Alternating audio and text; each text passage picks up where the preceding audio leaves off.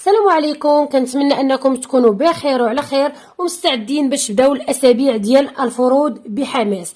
كيف عودت المتتبعين ديال القناه دائما كندير لكم نماذج للفروض باش هكا تحيدوا ديك الخلعه وتجربوا راسكم واش شادين ولا ما شادينش.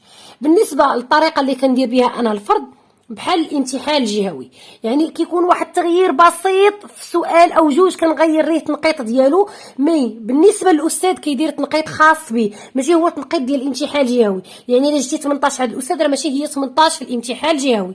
يعني انا كنخدم معاك خدمه وحده، خدمه ديال الفرض بحالها بحال الخدمه ديال الامتحان الجهوي. الاستاذ كيتساهل معكم، كيعطي مثلا على شي سؤال نقطه ولا جوج. في الامتحان الجهوي يعني قليل فاش كتلقى نقطة، دائما كتكون مقسمة لجوج ديال الاجزاء، السؤال الاول والسؤال الثاني.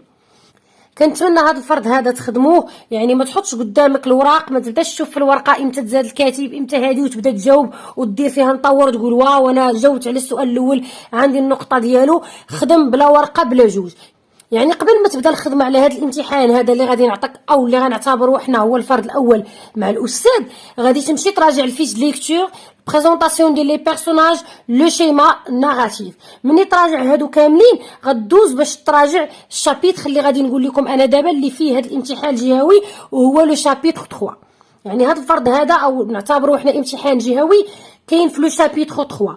وبالضبط لا بغيتو تفرجوا في هاد لو تيكست هذا الشرح ديالها يعني بالعربيه وتفهم مزيان، غادي تكتبوا شابيتر 3 بارتي 2 لا بواط ا ميرفي. غيطلع لك الفيديو ديالي وغادي ديك الساعه تفرج فيه، حيت انا شارحه الروايه كامله مشروحه بالعربيه في القناه بالنسبه للناس اللي بغات تفرج فيها وتستافد من دير هادشي كامل اللي كنقول لك. راجعتي المعلومات الاساسيه، الشخصيات، شفتي الريزومي ديال لو شابيتر، ديك الساعه غادي تكونسونطرا مع لي كيسيون وتبدا تجاوب دقه بدقه. المهم انك تجاوب على لي كيسيون كاملين، ما انك تهرس راسك وتحاول وتغلط. لا غلطتي غادي تستافد، اما باش تشوف السؤال وتشوف هادشي وتقول صعيب ترجع الله عمرك ما غادي تفريه. كلشي عنده مشاكل في الفرنسيه ما كنتغلبوا عليها بالاصرار وبالتكرار. بالنسبه لو تيكست هي هذه، دائما كيقولوا لكم ليزي اتونتيفمون لو تيكست اي ريبوندي او كيسيون سويفونت. كيقول لك قرا مزيان لو تيكست قبل ما تبدا تجاوب على لي كيسيون. يعني لو تيكست كتقرا المره الاولى الثانيه الثالثه الرابعه حتى كتحاول تاخذ واحد الفكره عامه عليه وتعرفيه على جداوي. بطبيعه الحال كيعاونوك الشخصيات اللي كاينين، كيعاونوك الاماكن، كتكون انت ديجا عندك فكره عليهم غير كتحاول تربط بهم وكتعرف الحدث اللي كاين هنا. هاد العيبه هذه اللي كتكون هنا كتعني انهم حادثين لنا احداث قبل اللي ضروري غيكون فيها شي سؤال. يعني حنا عارفين ان دائما كيعطيونا سؤال عنده علاقه بداكشي اللي فات او بداكشي اللي جاي ديال داك لو تيكست اللي عندك في الفرض او في الامتحان الجهوي. بالنسبه لو تيكست ما غاديش نقراها باش ما نزيدش نطول لا فيديو، راه كاينه في لو شابيتر 3 بارتي 2. كتبوا لا بواط ا ميرفي غادي يطلع لكم. الا تفكرت راه غنخلي لكم الرابط تاع الفيديو في صندوق الوصف. الا ما تفكرش سمحوا لي راه مع الضغط وداكشي. قرينا لو تيكست غنبداو نخدموا على الاسئله، يعني لي تيت دو تيكست عليه 10 ديال النقاط. بالنسبه للسؤال الاول الا غلطتي فيه صافي جمع داكشي وسير تجلس تراجع المعلومات الاساسيه، حيت المعلومات الاساسيه الا غلطتي فيهم ما عندك ما دير بداكشي الاخر اللي معلق بلو تيكست، حيت كتسمى انك ما خدمتي والو. يعني السؤال الاول ما بغيت حتى شي واحد يغلط فيه والشي الاخر غلطوا مع راسكم، ما كاين حتى شي اشكال. ريبوندي او كيسيون سويفونت، غتجاوبوا على هاد الاسئله هادو. بالنسبه لنهار الامتحان هذا هو السؤال اللي انا بدلت ليه التنقيط ديالو فقط، كيكون على كل وحده 0.25. انا درت 0.5 فقط في هذا السؤال هذا. احمد الصفريوي est un écrivain marocain d'expression française. Quand et où est-il né؟ ما غاديش نشرح لكم لي كيسيون حيت لا شرحتهم غادي يبان لكم لا ريبونس. غنخليكم بحال هكايا تديروا واحد لي فور وغادي ان شاء الله نحط لكم الكوريكسيون ديال هاد الفرض هذا او هاد الامتحان الجهوي. Citez une de ses œuvres autre que la boîte à merveilles. Quand est-il mort? En quelle année cette œuvre est-elle publiée? Question numéro 2. D'après votre lecture de l'œuvre, pourquoi Sidi Mohamed s'attend-il à trouver la maison sans dessus-dessous? Selon Khadija, qui est ce qui l'a finalement aidé à avoir son bébé? Partagez-vous la croyance de Khadija, justifiez votre réponse. Dégagez dans le texte deux sentiments éprouvés par Rahma. Ce qui est l'origine de chacun de ces deux sentiments. Relevez deux comparaisons employées dans le passage allant du début du texte jusqu'à les événements de la journée. يعني هنا غتمشي حدوا لك الباساج اللي غتجبد منه هاد الكومباريزون هادي باش ما تمشيوش شالفين من الاول حتى لو تيكست حتى لي زيفينمون دو لا جورني. هاد الجزء هذا هو اللي غتجبدوا منه هاد الكومباريزون، غتجبدوا جوج. كي retrouvé زينب. D'après votre lecture de l'œuvre, كوفي رحمة quelques jours après avoir retrouvé زينب. الناس اللي شافت الريزومي غتجاوب على اغلبيه ديال لي كيسيون بلا ما تقرا لو تيكست، حيت هادشي هذا ديجا ذكرته لكم انايا في داك الريزومي اللي درت. Quelle est selon vous l'intention du père dans sa dernière réplique?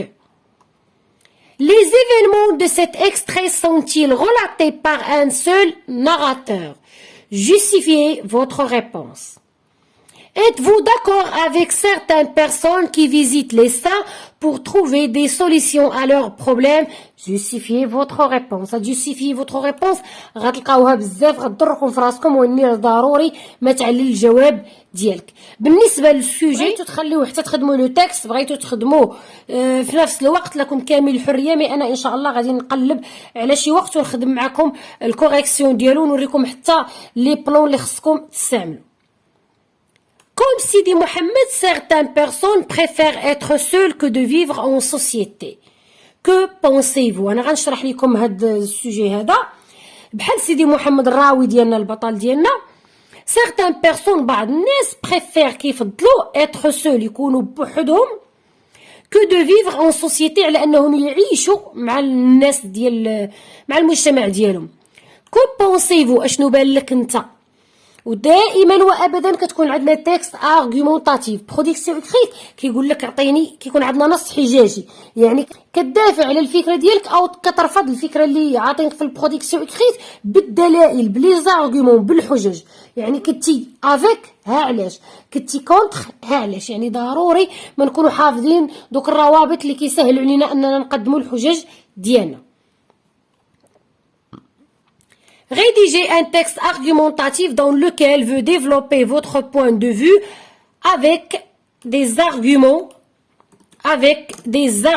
et des exemples. يعني قال لك غادي تبارطاجي هاد وجهة النظر ديالك، وبطبيعة الحال غتعززها لينا بحجج، ومع هاد الحجج دير لنا أمثلة. مي نتوما مطالبين أنكم ديروا مثال واحد، ودائما المثال مقتبس من الرواية اللي عندها علاقة بهاد لو سوجي.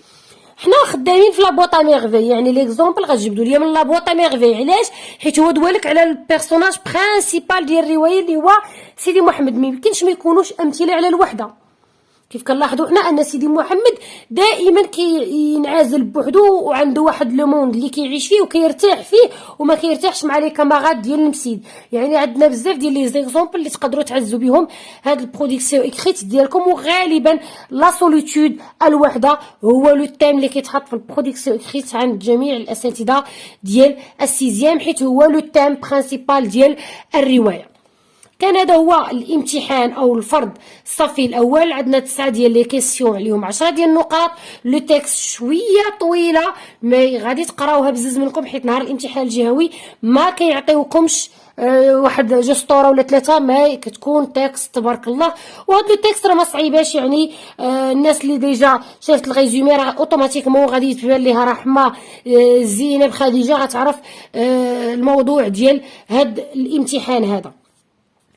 كنتمنى انكم تخدموا في القريب العاجل ان شاء الله. غادي نحط لكم الكوريكسيون ديال ليتود دو تكست، يعني ديال لي كيسيون دو كومبريونسيون، وفيديو ان شاء الله بوحدو خاص بالبرودكسيون اكريت. ما تنساوش تبارطاجيو الفيديو مع الاصدقاء ديالكم لو ماكسيموم، وتدعيو مع الاب ديالي بالرحمه والمغفره ومع جميع الاباء ديال المسلمين. والى اللقاء الى فيديو مقبل ان شاء الله. لا تنسوا الاعجاب بالفيديو والاشتراك في القناه.